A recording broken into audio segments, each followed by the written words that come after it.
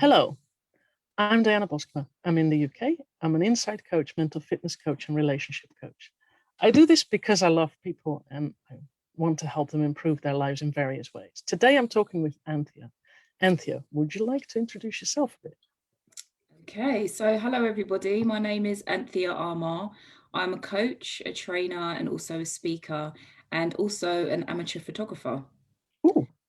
So I'm based in London in the UK, and I was born and raised here. And predominantly, you'll find me either coaching these days, out with my camera where possible, of course, or working on training projects.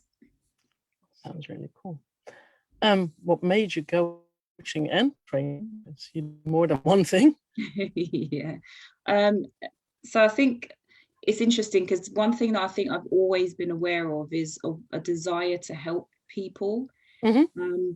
And I think it's more about helping people do something they can't currently do.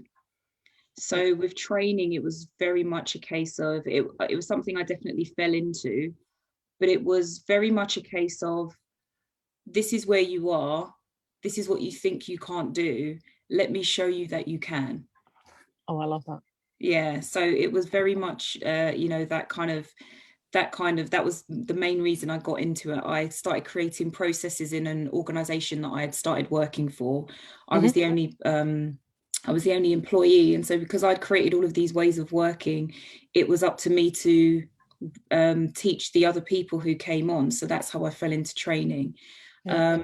And so I've literally been doing that for like 20 years. So that's been the bulk of my career.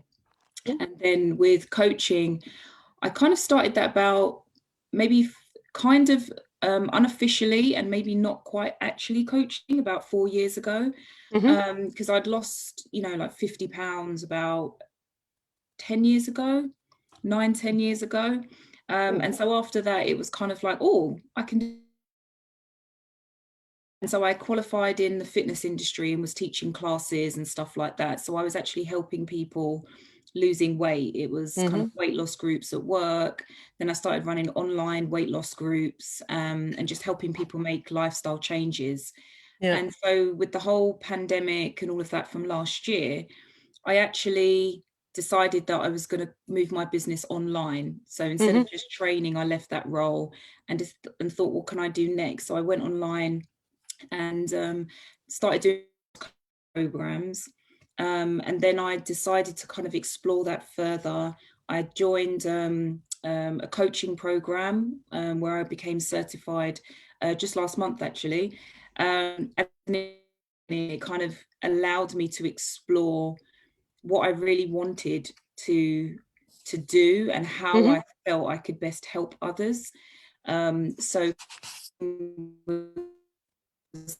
definitely, I think it was always something that was in that's kind of how I managed to get into it and what I've been doing. Yeah. Sounds cool. It's a nice journey that you went through.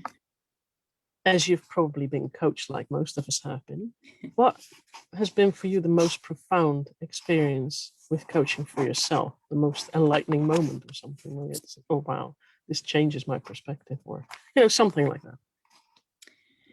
So, all right, so I'd probably say there was I think this was last year.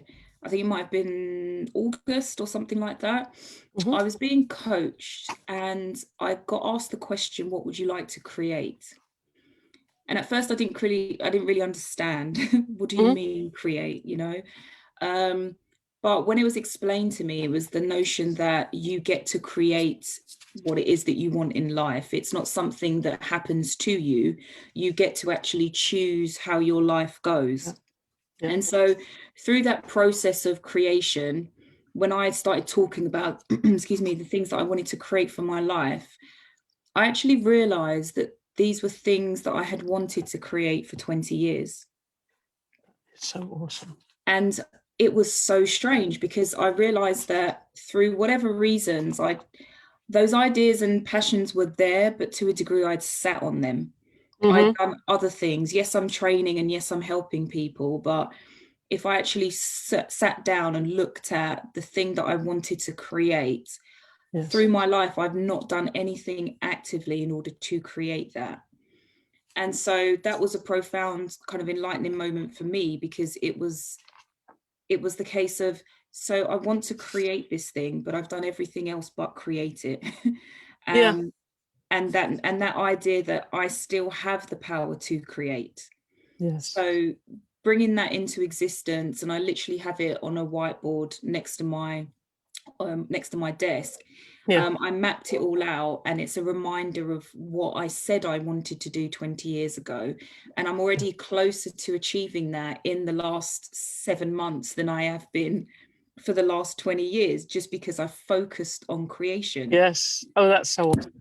Yeah. So that was quite a really powerful kind of turning point for me, really. Yeah. That sounds like it was life-changing.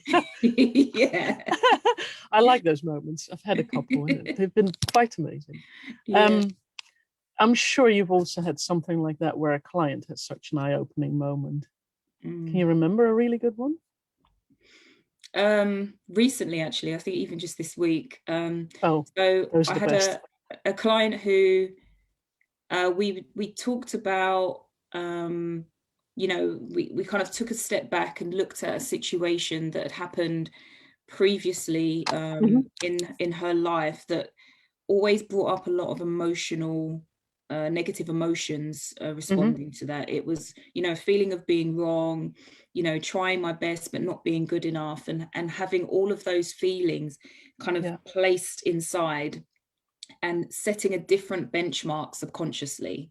Right? Because if someone says you're not good enough, then you always have to try to be better.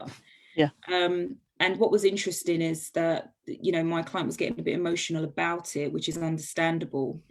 And we'd actually done an exercise at that point. And what was really, really interesting for me is, because I'd asked her to look at the same situation from a different perspective, it changed all of the feelings that she had about it. And she actually said to me that she can now recount this situation from a place of joy. That is so cool. And it was just crazy, because when she was telling me about it, she was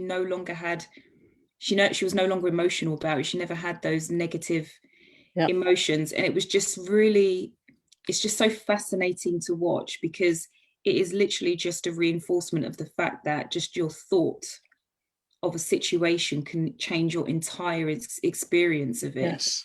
Yes. It is.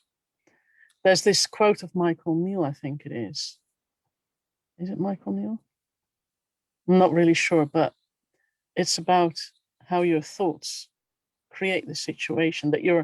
It's about that you're not afraid of the situation, but that you're afraid of the thoughts about your situation. I'm probably butchering the whole thing, but you know which one I mean. But I know which one you're talking about. Yeah. That one was one of those things that I thought, oh wow, that's really true. Goodness grief. Yes.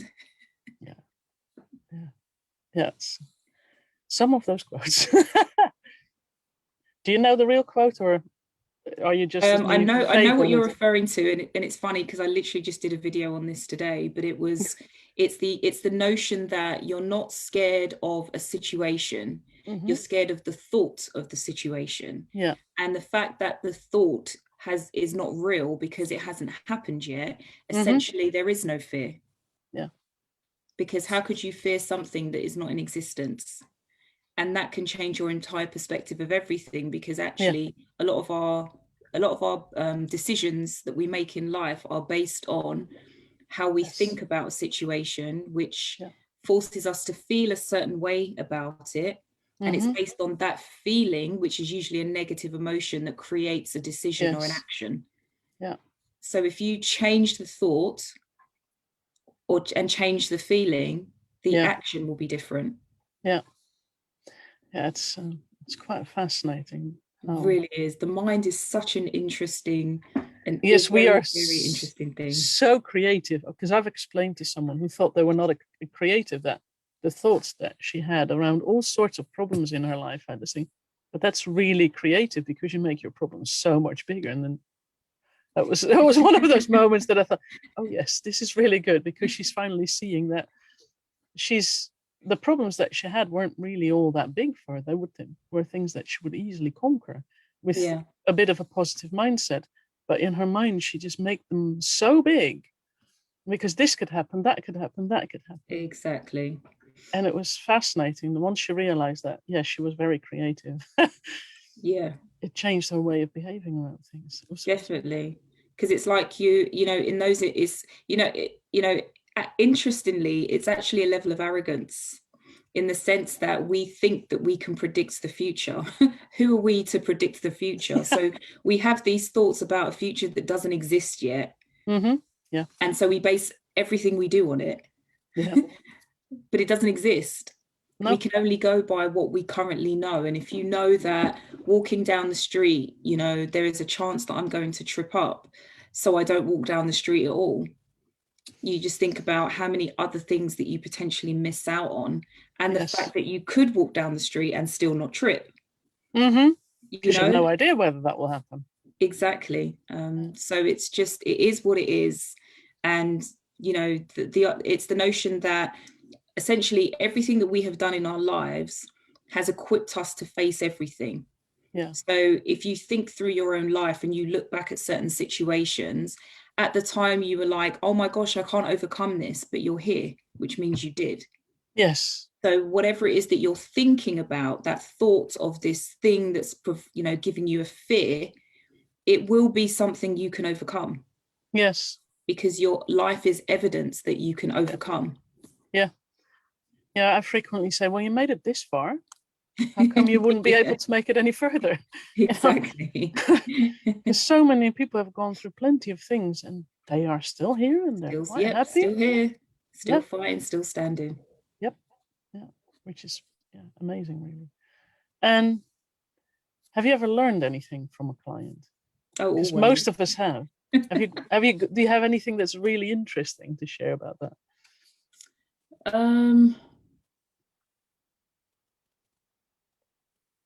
So there's, I mean, this is more, I suppose, to a degree, a perspective rather than something specific. But I learn from all my clients because I feel that what I learn is that actually we are all the same.